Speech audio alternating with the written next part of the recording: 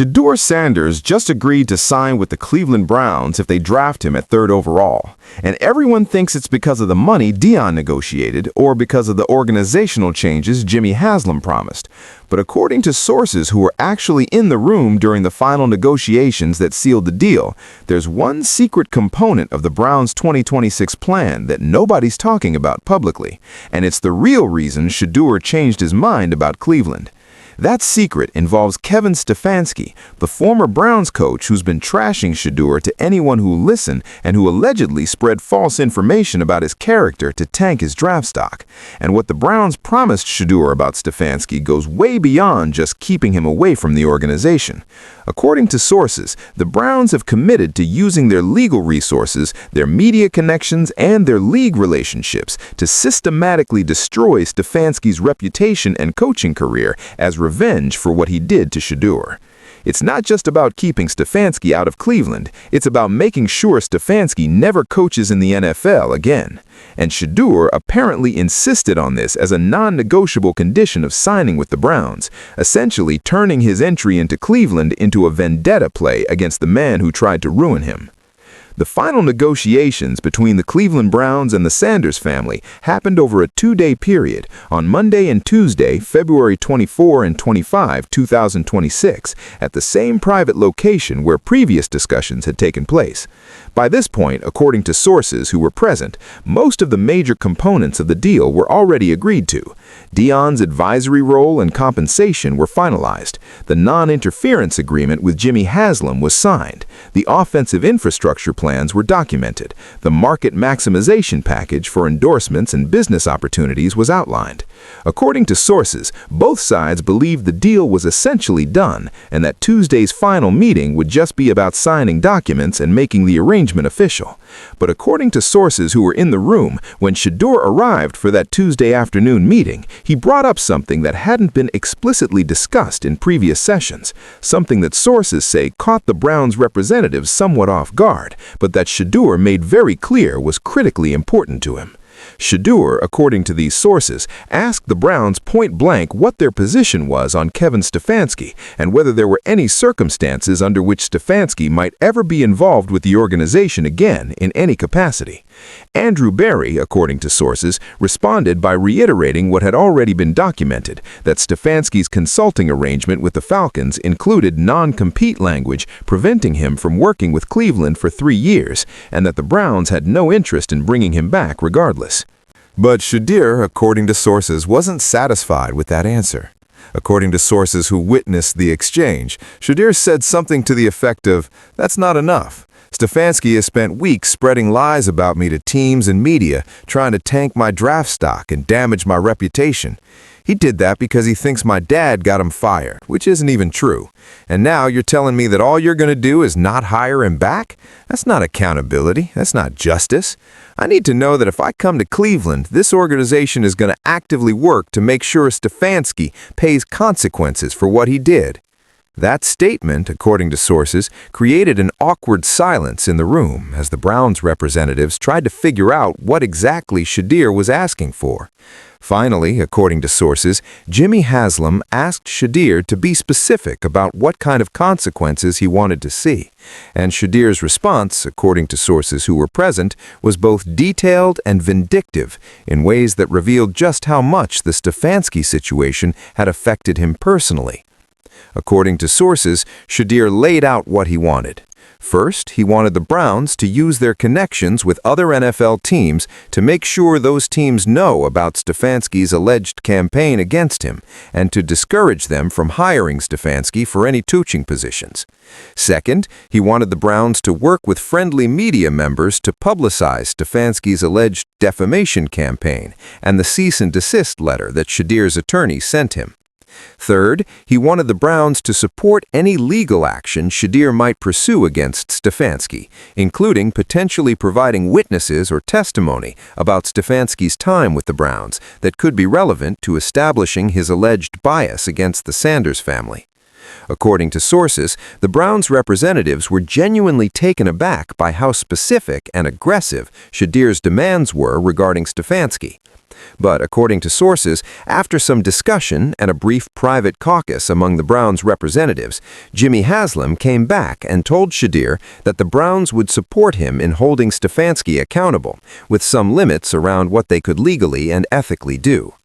According to sources, Haslam committed that the Browns would indeed communicate with other teams about concerns regarding Stefanski's professionalism and judgment, that they would support Shedeur's narrative in media settings where appropriate, and that they would provide cooperation with any legal proceedings Shedeur might initiate against Stefanski, as long as doing so didn't expose the Browns to liability. But, according to sources, Haslam also told Shedeur something that sources say sealed the deal, and that explains why this arrangement goes beyond just normal organizational support for a player. Haslam reportedly told Shedeur, "Kevin Stefanski embarrassed this organization when he was here, and he's been trying to embarrass us again with his comments about you and about Cleveland. So destroying his career isn't just about helping you, it's about protecting the Browns' reputation. We have a shared interest in making sure Stefanski never has a platform to criticize this organization or its players again. So yes, we're committed to making his life in the NFL as difficult as possible." According to sources who were present, Haslam's willingness to frame this as a Browns institutional priority rather than just a personal favor to Shedeur was what convinced Shedeur that Cleveland was serious and that they would actually follow through. With that commitment secured, according to sources, Shedeur agreed to sign off on the final deal documents, and the arrangement was officially completed Tuesday evening. But according to sources familiar with what happened after that meeting, the Browns didn't waste any time starting to execute on their commitment to undermine Stefanski.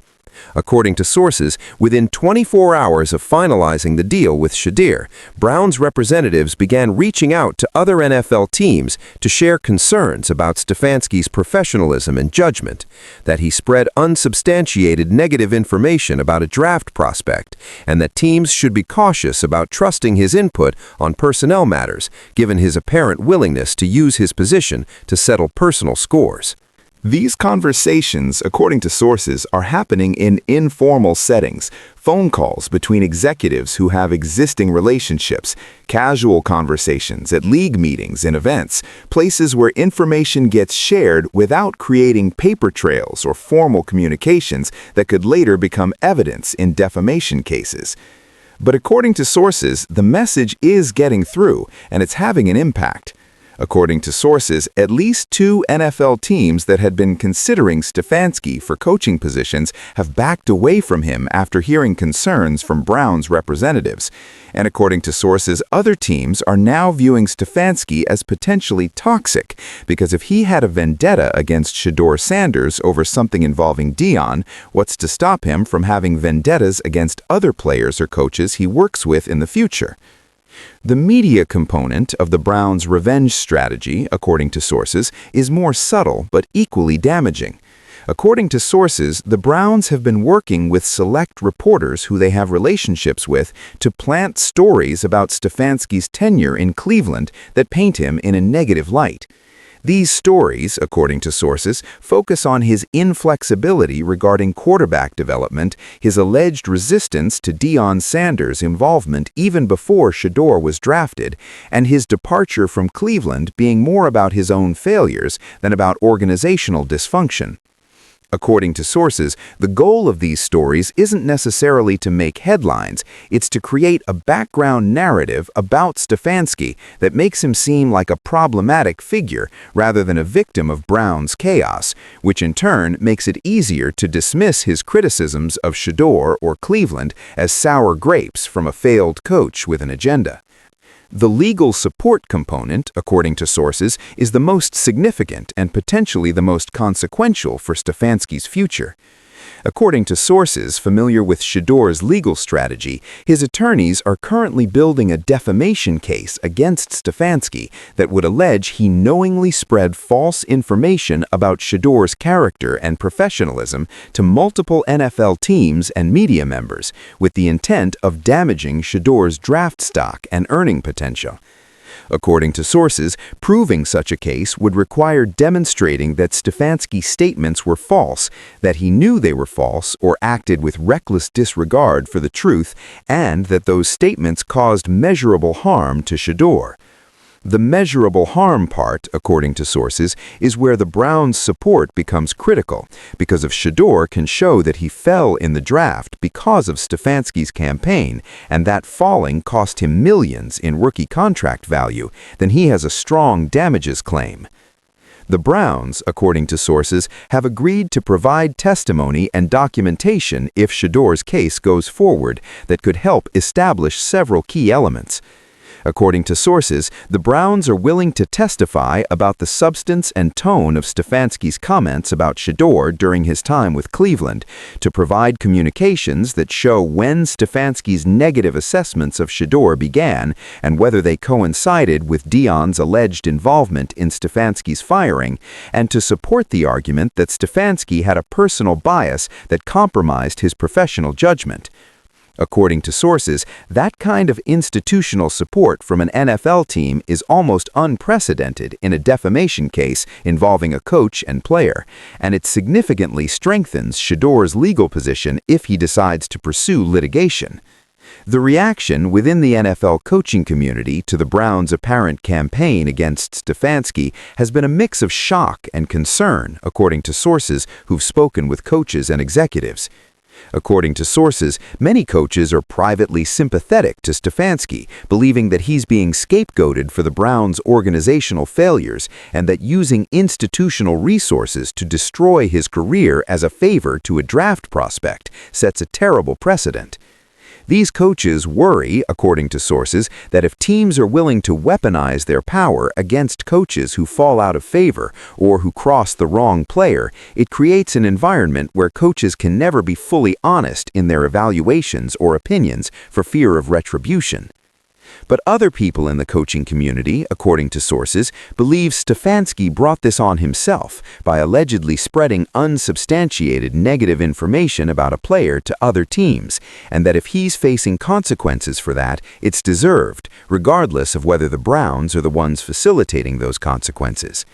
According to sources, this group argues that coaches have enormous power to shape players' career prospects through their evaluations and recommendations, and that if Stefanski abused that power to settle a personal grudge, then he should face accountability, even if that accountability comes in an unusual form. The Atlanta Falcons, Stefanski's current employer as a consultant, have been put in an extremely awkward position by all of this, according to sources familiar with the organization's internal discussions. According to sources, the Falcons have been hearing from other teams and from league contacts that Kevin Stefanski may not be the reliable, objective evaluator they thought they were hiring, that his assessments of Shedeur Sanders were allegedly compromised by personal bias, and that other teams are questioning his judgment.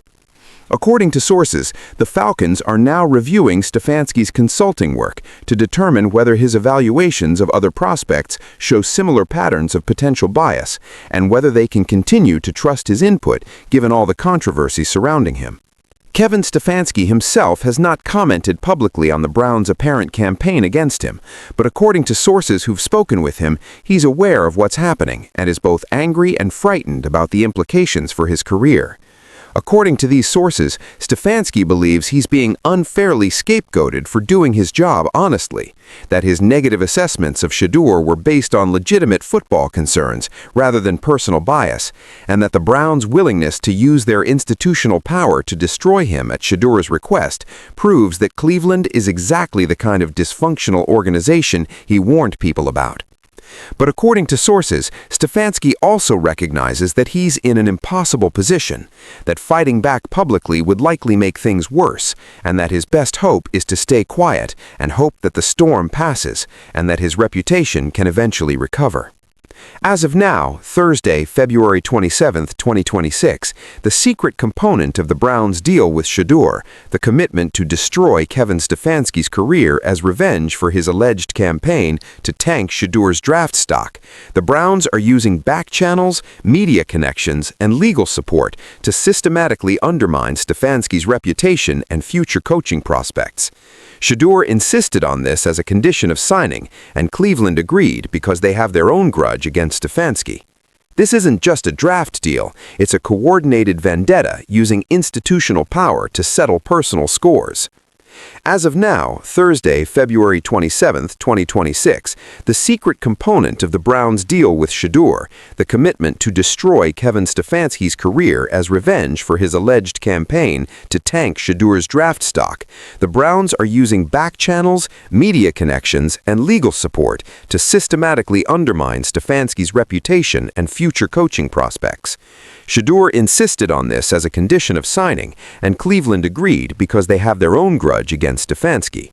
This isn't just a draft deal, it's a coordinated vendetta using institutional power to settle personal scores. The secret component of the Browns' deal with Shedeur was a commitment to destroy Kevin Stefanski's career as revenge for his alleged campaign to tank Shedeur's draft stock.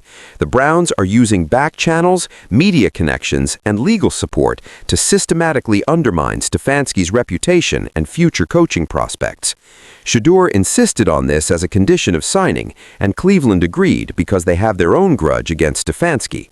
This isn't just a draft deal, it's a coordinated vendetta using institutional power to settle personal scores.